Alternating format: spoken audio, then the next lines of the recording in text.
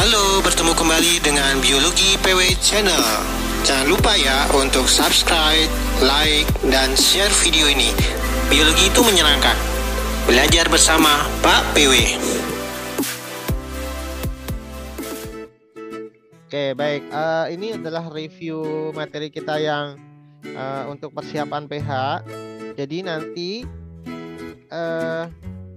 untuk pH yang pertama kali untuk pertumbuhan dan perkembangan itu kita akan memberikan kalian 40 soal PG ya, melalui aplikasi Moodle yang dari yayasan. Jadi aplikasi Moodle yang bukan Semak 1 yang kemarin kalian terakhir buat ujian semester ya, ujian kenaikan kelas. Jadi pakai itu. Nah, untuk 40 soal ini ya, kita akan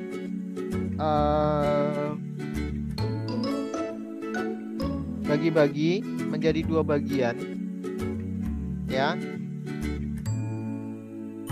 pada tumbuhan dan hewan ya, pertumbuhan dan perkembangan pada tumbuhan dan hewan. Nah, sekarang kita akan mulai dari materi pertumbuhan dan perkembangan pada tumbuhan terlebih dahulu. Oke. Apa yang harus kamu kuasai di pertumbuhan dan perkembangan? Ya pasti yang pertama adalah pengertian ya, atau ciri. Oke. Cirinya seperti apa? Jadi kalau kamu udah bisa menjawab ini ciri-ciri pertumbuhan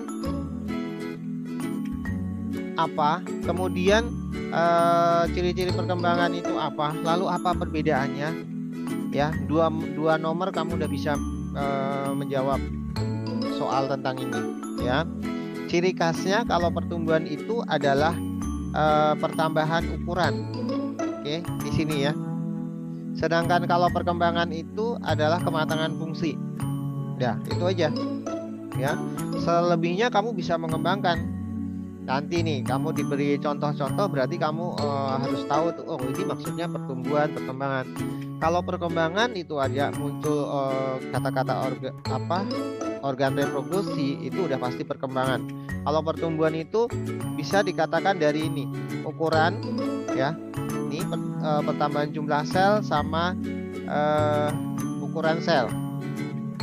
Nah, indikatornya contohnya tinggi sama diameter.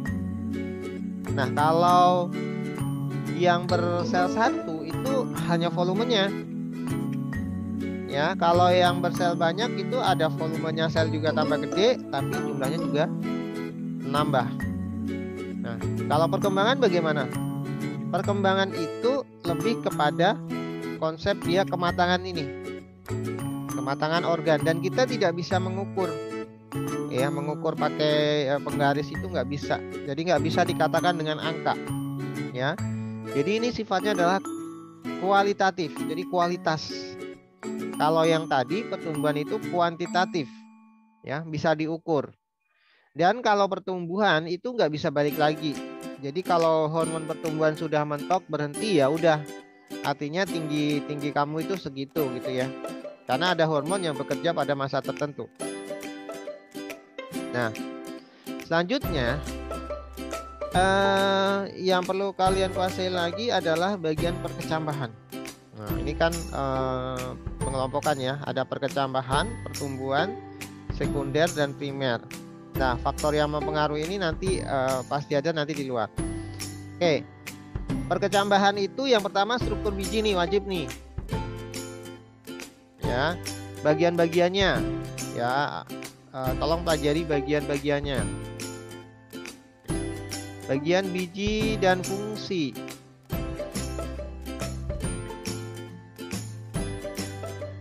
Oke. Ya, di perkecambahan ini nanti akan ada 5 soal. Ya, ingat-ingat ya, ada 5 soal. Ya, salah satunya adalah tentang bagian-bagian biji. Nih, seperti ini.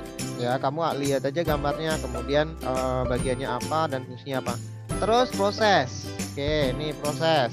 Ya, proses perkecambahan dari awal, dari biji itu pada masa dormansi sampai terbentuknya plumula dan radikula.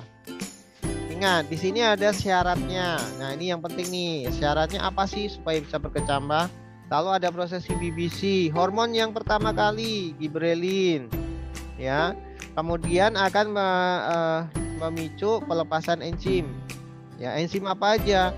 Ini kan enzim pencernaan. Ya, enzim pencernaan itu kalau di tumbuhan ya kan untuk mencerna apa? Protein, mencerna karbohidrat, cadangan makanan ya, sehingga menghasilkan ATP. Oke. Nah, ini proses. Nah, dari proses 1. Kemudian berikutnya, perkecambahan ada 2 tipe kan?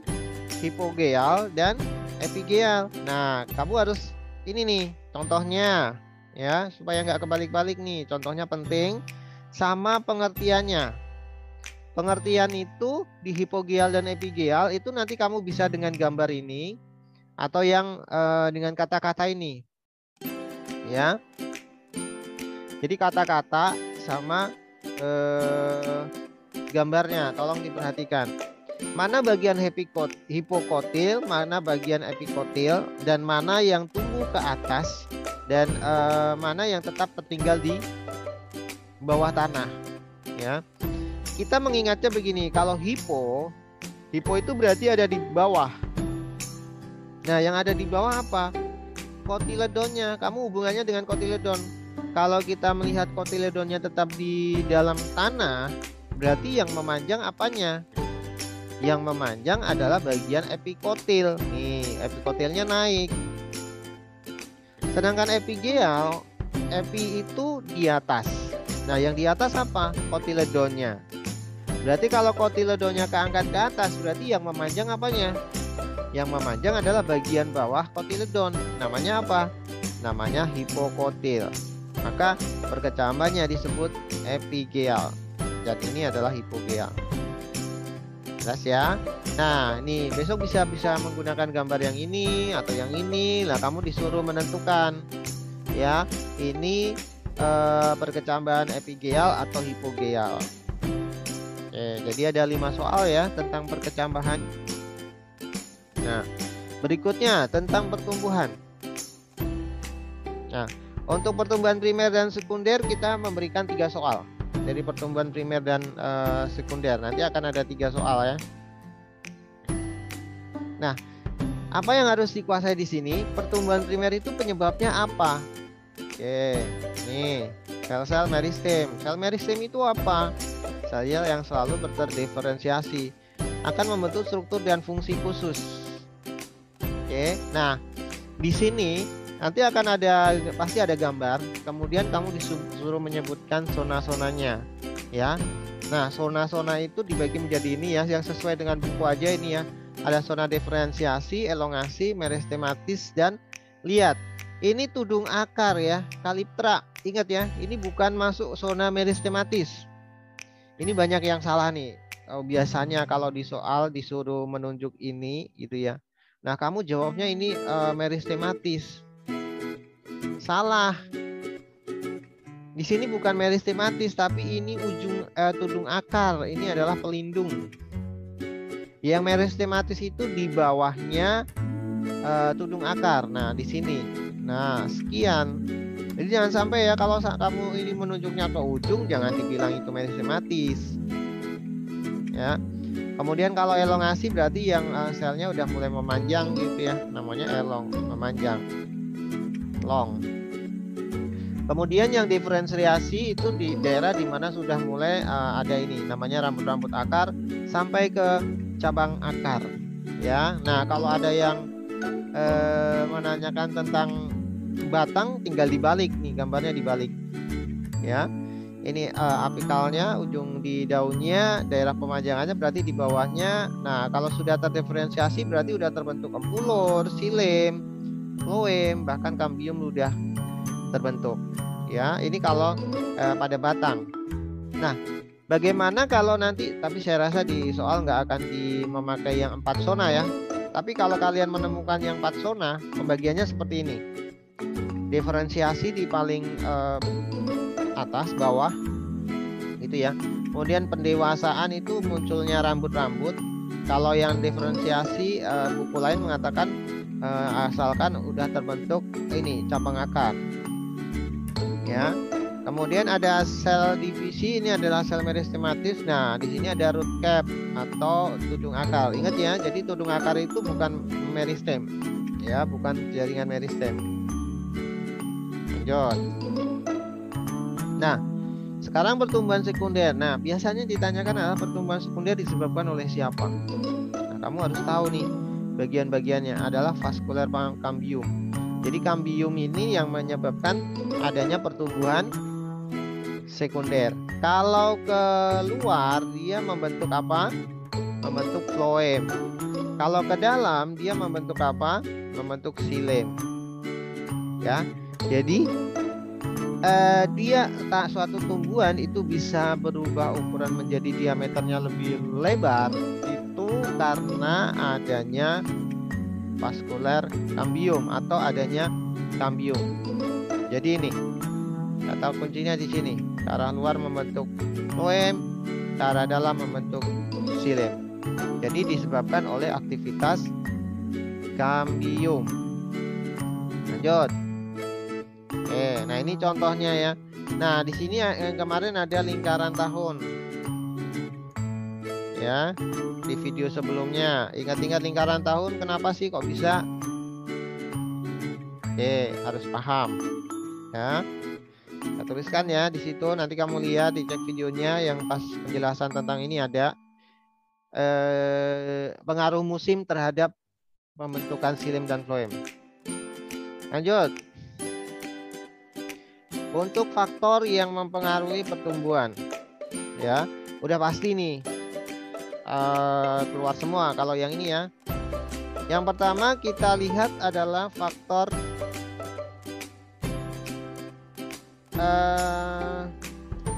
ini pertumbuhan yang fisiologi atau hormon, ya. Oke, nanti dari nomor 11 sampai nomor berapa nih? 25. Oh, lebih lagi nih. 26 ternyata ya. Jadi nomor 11 sampai 26 itu tentang enzim. Bukan enzim, tentang hormon. Oke. Jadi nomor 11 ya, 11 sampai 26 tuh tentang hormon. Jadi harus benar-benar dihafalin ya tentang hormon. Nah, yang pertama udah pasti auksin, ya. Kemudian ada 7 hormon ya, 7 hormon. Apa yang perlu dikuasai? Ini adalah fungsi. Kemudian sifat atau cara kerja. Nah, cara kerjanya itu ada yang antagonis,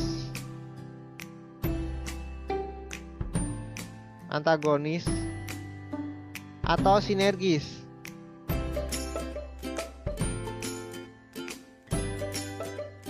Jadi nanti kalian harus bisa menyebutkan mana sih ini auksin antagonis dengan siapa, sinergis dengan siapa, gitu ya. Nah, kamu bisa tahu kayak gini itu kalau sudah melihat ciri-ciri dari auksin. Oke. Nah, terus yang paling pokok lagi adalah mengenai fungsinya. Ya, masing-masing harus tahu fungsinya. Oke, saya akan langsung saja mulai dari auksin. Auksin itu yang kalian ingat adalah cahaya matahari. Ya, kalau kita bilang auksin, langsung kamu terbayang cahaya matahari. Kenapa? Dia ditakuti oleh cahaya matahari. Oke. Dan letaknya dia ada di meristem apikal. Dan fungsi dari auksin itu lebih kepada dominansi apikal. Jadi kalau udah ada auksin di apikal, wah itu udah mendominasi pertumbuhan. Pokoknya yang tumbuh di situnya aja deh. Nah, itu namanya dominansi apikal. Dominansi apikal. Ya. Artinya menguasai ujung-ujung tanaman untuk tumbuh. Oke. Nah, berikutnya ciri khas yang kedua adalah bisa menimbulkan partenokarpi. Ya. dan berperanan dalam dominansi apikal. Ini yang saya lingkari ini adalah kata kunci dari auksin. Nah, kalau letak udah pasti ya, karena kebanyakan adalah di apikal. Apikal itu ujung. Oke. Nah, sifat-sifat auksin juga perlu dipahami nih ya. Auksin itu dapat berdifusi, artinya berpindah ya dari konsentrasi tinggi ke rendah. Kemudian dihasilkan oleh koleoptil. Ini koleoptil ini kan ujung yang membentuk lumula ya. Lanjut. Kemudian sifatnya menuju dasar atau basipetal ya. Gambarnya nanti dilihat sendiri lagi di PowerPoint yang sudah saya bagikan. Nah, ini yang penting nih. Pasti nih ada nih soal yang kayak gini. Ini analisis ya. Kenapa tanaman itu membengkok ke arah sinar matahari ya? Atau dia tanaman itu kenapa ketika roboh dia selalu ingin bangkit gitu ya. Ternyata itu bukan karena dia mencari sesuatu, itu enggak. Tapi karena auksinya itu bekerjanya di sebelah mana. Nah, kalau di sini ini lurus tumbuh karena auksinya sejajar atau sama gitu ya. Tapi kalau matahari di sini, kalau sekali lagi sifat dari auksin itu kan takut cahaya matahari ya. Kalau dari sebelah sisi kiri berarti ya pindah yang bekerja yang sebelah kanan. Lalu kalau yang bekerja sebelah kanan kan otomatis bertambah panjang terus. Nah, akan menjadi bengkok. Ya. Nah, ini juga kalau tanaman itu dirobohkan, kenapa dia pengen naik lagi atau bangkit lagi, melengkungnya ke atas ya? Kenapa nggak melengkung ke bawah gitu ya? Nah, karena ternyata dia dipengaruhi oleh geotropisme. Bukan karena cahaya juga ya, kecuali kalau di sini ada cahaya matahari. Nah, kalau diletakkan di tempat gelap ya, dia tanaman itu maunya tumbuh ke atas juga, karena memang auksinya yang terkonsentrasi di bawah. Nah, ini yang tadinya saya katakan dominansi apikal itu kata kunci auksin yang pertama ya. Jadi adanya di ujung-ujung. Kalau kita buktikan ya ujungnya dilepas ya, atau ujungnya dipotong kemudian ditutup ya, sehingga tidak bisa tumbuh ke atas, ya udah ya, nggak bisa tumbuh. Tapi kalau dikasih agar-agar kemudian ada auksinya ya tetap tumbuh ke atas ya. Kalau ditempeli dengan agar-agar kosong ya nggak bisa tumbuh ke atas ya. Kemudian partenokarpi tadi sudah ya, jadi pembentukan buah tanpa penyerbukan. Nah, akibatnya buah itu ada tapi nggak ada bijinya, berarti steril ya. Berikutnya gibrellin. Nah, gibrellin itu kalau kamu ingat, gibrellin itu kata kuncinya adalah kecambah. Nah, kalau kecambah berarti masa dormansinya dihambat. Kan maunya biji itu ada dua kemungkinan tuh. Dia kalau kering itu dia masa dormansi, tapi kalau kena air berarti dia berkecambah. Nah, gibrellin ini dia menghambat dorminansi karena maunya dia gibrellin itu berkecambah. Ya, maka di sini dituliskan perkecambahan biji. Dan satu kata lagi yaitu pertumbuhan raksasa. Nih, yang saya lingkari itu kata penting ya. Nah, kalau kita belajar gibrellin berarti ingat pertumbuhan raksasa, kemudian kecambah, kemudian dormansi, dan perkecambahan biji. Ya. Nah, ini sama bonsai. Kalau bonsai itu kan tanaman kerdil ya, atau sengaja dibuat kerdil. Berarti ini bonsai ini adalah kekurangan hormon gibrellin. Ya, jadi kerdil. Selain itu ini tadi raksasa ini memberi contoh ya, raksasa jadi gede seperti ini. Nah, oke. Nah, ini menghilangkan dormansi biji. Yang saya lingkar ini penting-penting nih. Oke. Nah, ini juga berarti kerjanya sinergi sama auksin kan? Nah, bisa melakukan apa itu? Partenokarpi. Oke. Lanjut. Nah, sitokinin. Kata kunci ya. Sitokinin itu kata kuncinya adalah pembelahan sel. Sitokinesis. Tetapi sel-sel yang mana sih yang membelah? Ternyata dia adalah pertumbuhan tunas samping atau lateral. Akibatnya tanaman menjadi rimbun. Yang saya lingkarin itu kata kunci ya. Jadi kalau kita lihat sitokinin ada kata sitokinin, berarti ingatnya sitokinesis. Tetapi dia mengakibatkan tanaman itu rimbun. Ya. Berarti cabang-cabangnya banyak, tunas-tunas sampingnya banyak. Oke. Ya. Kemudian memperkecil dominansi apikal. Jadi ini lebih kepada tunas samping, bukan tunas apikal. Ya. Jadi memperkecil dominansi apikal. Oke. Kemudian mematahkan dormansi biji, berarti ini kerjanya juga sama dengan tadi ya, gibberellin. Oke, berarti sinergis gitu. Nah, tapi yang di sini ada memperkecil, artinya sitokinin itu lebih kepada pertumbuhan ke samping. Nih, menghambat efek dominansi apikal, auksin, mempercepat pertumbuhan memanjang, ya, tapi ke samping. Lanjut. Etilen, kata kuncinya etilen. Ya, etilen ini adalah pematangan buah. Ini aja satu aja kata kuncinya. Oke. Interaksi antara etilen dan gibberellin adalah mengontrol rasio bunga jantan dan bunga betina. Oke ya. Lanjut. Jadi ini sinergis dengan gibberellin. Nih sama ya. Atau istilah dagangnya atau bahasa sehari-harinya adalah karbit, yaitu mempercepat pematangan buah. Oke. Berikutnya ini adalah asam absisat. Nah, asam absisat itu apa? Kita ingatnya di sini absisat berarti absisi, perontokan. Berarti ini menahan proses perkecambahan dormansi. Berarti ini asam absisat itu lawannya adalah gibberellin.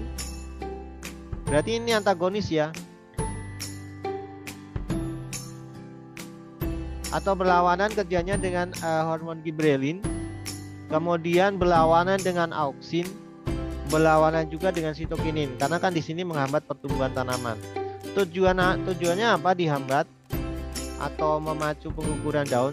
Tujuannya adalah untuk mengurangi penguapan atau mempertahankan dia tetap hidup. Nah, ini kan di sini memacu dominansi biji agar tidak berkecambah. Tuh, itu kan ini melawan sifatnya siapa? Gibberellin kan? Berarti ini kerjanya antagonis. Berikutnya adalah hormon asam traumalin. Kalau asam traumalin itu ingatnya adalah trauma sama penutupan bagian luka. Oke. Sedangkan yang kalin penting ini ya, fito itu daun, kaulo itu adalah batang, riso itu adalah akar, kemudian anto itu bunga dan buah ya. Berarti ini lebih cocok kepada organogenesis atau yang membantu pembentukan organ. Kemudian faktor eksternal. Nah, faktor eksternal itu ada air. Jadi hormon tadi sampai nomor berapa tadi? 26 ya. Hormon itu sampai nomor 26 ya, betul. Nah, berikutnya nomor 27 dan selanjutnya itu adalah faktor yang mempengaruhi pertumbuhan tetapi eksternal. Nah, yang pertama adalah fungsi dari air. Jadi kalau faktor eksternal itu yang perlu pahami itu adalah fungsi atau dampaknya apa. Nah, air itu kan fungsinya untuk ini ya. Ya. banyak. Nah, lanjut ya. Nah, kalau yang di cahaya, nanti tolong pahami di sini tuh cahaya itu sebenarnya adalah kata kuncinya adalah menghambat pertumbuhan. Cahaya itu nggak dibutuhkan pertumbuhan, sekali lagi. Dia dibutuhkannya itu untuk fotosintesis, bukan untuk pertumbuhan. Nah, fotosintesis itu kan menghasilkan makanan, berarti dia menggantikan kotiledon yang udah habis. Kemudian pengertian ini etiolasi ya, pertumbuhan yang sangat cepat, tetapi ciri khasnya ini tidak berkembang dengan baik. Lalu ada fotoperiodisme. Nah, fotoperiodisme itu yang kamu pahami apa? Yang pertama dibagi jadi 3. Ini wajib tahu ya. Hari pendek, hari panjang, dan netral. Saya lebih mementingkan biasanya contoh sama dia ada di musim apa? Musim semi. Kemudian di sini akhir musim panas ya, atau musim gugur gitu ya. Nah, kalau netral mah tidak tergantung. Nah, oke ya. Dan contohnya ya, tolong yang saya lingkar-lingkarin ini benar-benar ditekankan ya. Biasanya Pak, saya pakai kata-kata musimnya. Nah, itu biasanya golongan tumbuhan jenis apa itu ya. Nah, ini contoh dari bagian atau grafik yang menjelaskan pengaruh cahaya atau periode penyinaran. Berikutnya adalah kelembapan dan termoperiodisitas. Nah, ini penting contohnya. Nah, contohnya adalah tumbuhan tomat itu dia bisa berkembang pada masa-masa tertentu. Jadi untuk yang ini yang faktor luar itu air, cahaya, kemudian suhu. Nah, yang berikutnya yang terakhir ini pH dan nutrisi. Nah, yang nutrisi ini penting nih, yang makro dan mikro. Nah, kalian perhatikan di sini sama defisiensinya ya. Defisiensi itu disebut biasanya klorosis. Di sini juga klorosis gitu ya. Nah, ini kan ada unsur makronya. Makronya apa saja yang biasanya menyebabkan klorosis. Nah, kalau mikro itu apa saja yang biasanya menyebabkan klorosis. Nah, di sini ada klorosis, kemudian klorosis ya. Ini seng, kemudian besi gitu ya. Ini untuk yang faktor makanan. Jadi nggak usah kalau yang udah punya buku itu lebih banyak banget ya, tapi nggak usah dihafalin. Kalian pakai PowerPoint aja, lebih fokus pada defisiensi zat apa sih yang menyebabkan klorosis gitu ya, atau zat-zat makro ini menyebabkan kalau terjadi kekurangan menyebabkan apa begitu. Lanjut. Nah, sekarang pada tahap perkembangan hewan. Ya, tahap perkembangan hewan ini udah pasti tahapannya ya. Tahapannya harus paham secara urut. Jadi morula, kemudian gastrula ya. Ini sebelumnya ada blastula ya. Morula, blastula, gastrula gitu ya. Dan ciri-ciri khasnya sama ciri khasnya nih.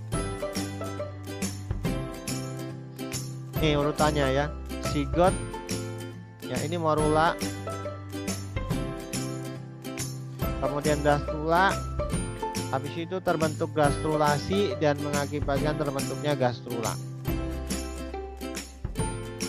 Oke. Nah, ini saya rasa nggak usah masuk yang ini, langsung ke ini ya. Perkembangan ektoderm itu jadi apa? Oke, ini pasti ada. Lanjut. Nah, mesoderm itu jadi apa gitu ya. Ini penting ya.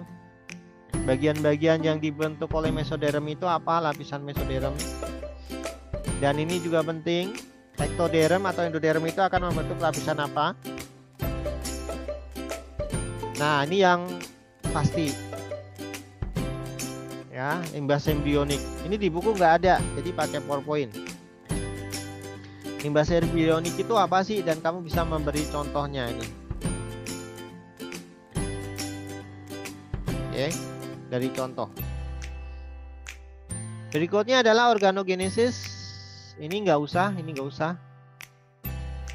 Saya kasih silang ya.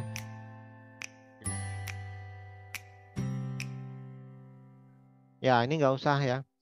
Kasih tanda silang, ini yang kasih tanda silang nggak usah. Ini saya kan waktu itu menjelaskan hanya untuk mengingatkan saja, ya, mengingatkan bahwa perkembangan embrio itu terjadi di rahim dan sampai terbentuk ini. Ya, ini nggak usah. Saya di kelas mana? 11 sudah pernah ulangan ini ya, KPH. Ya. Nah, selanjutnya ini masuk nih. Masuk untuk yang metamorfosis ya. Kemudian metamorfosis dibedakan menjadi dua, serangga sama katak. Ya. Ametabola, hemimetabola, volumetabola itu bagaimana prosesnya dan contohnya tolong dipelajari. Ya, yang mengalami degenerasi. Nah, ini contoh ya. Sama ini. Dan ini penting banget nih, hormon yang berpengaruh. Juvenil dan Edison. Nah, ini prosesnya. Prosesnya juga harus tahu. Ya, dari egg, nimfa, dewasa. Kemudian telur, larva, pupa, imago. Itu juga penting. Terutama pada katak. Tahapannya ya, ini semua masuk dan ini. Ya, hormon tiroksin. Nanti akan ditanyakan misalnya nih, premetamorfosis terjadi apa sih? Prometamorfosis terjadi apa? Klimaks terjadi apa? Ya, yang ini nggak usah. Untuk pertumbuhan bakteri, ini saya hanya berbagi pengalaman saja. Ya, kalau di hewan bersel satu ada fase ini ya, ada fase adaptasi, pertumbuhan, fasioner, dan fase kematian gitu ya. Oke.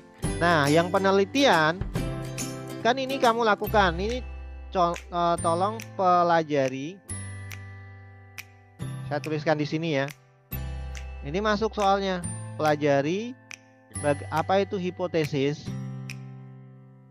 Hipotesis itu kan dugaan sementara suatu penelitian ya. Kemudian merumuskan masalah.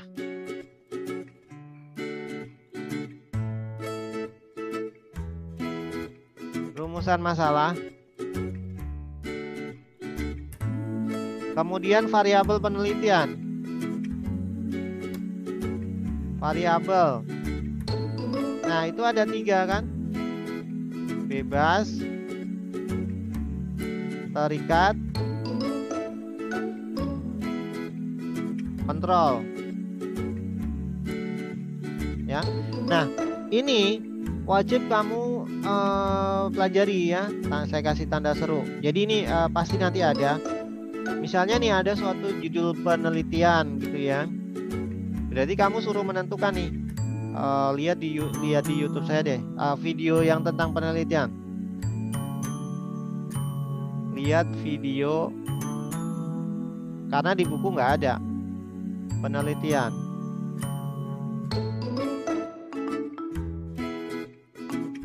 Ya, jadi cara menentukan variabel bebas, terikat, kontrol, kemudian cara menentukan hipotesis, ya, sama rumusan masalah. Kalau rumusan masalah ini kan apa pakai kata tanya, ya, di mana, mengapa gitu ya. Ya, jadi ini masuk ya, tambahannya adalah tentang penelitian. Ya, masuk, saya tulisin tuh, masuk. Ya, memang nggak ada di sini tuh, sudah selesai kan? Cuman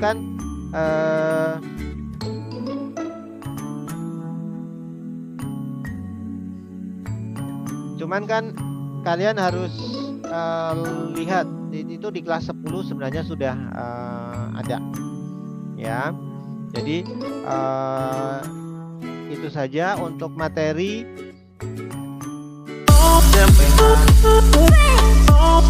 Terima kasih ya yang sudah subscribe, like, dan share video ini. Biologi itu menyenangkan.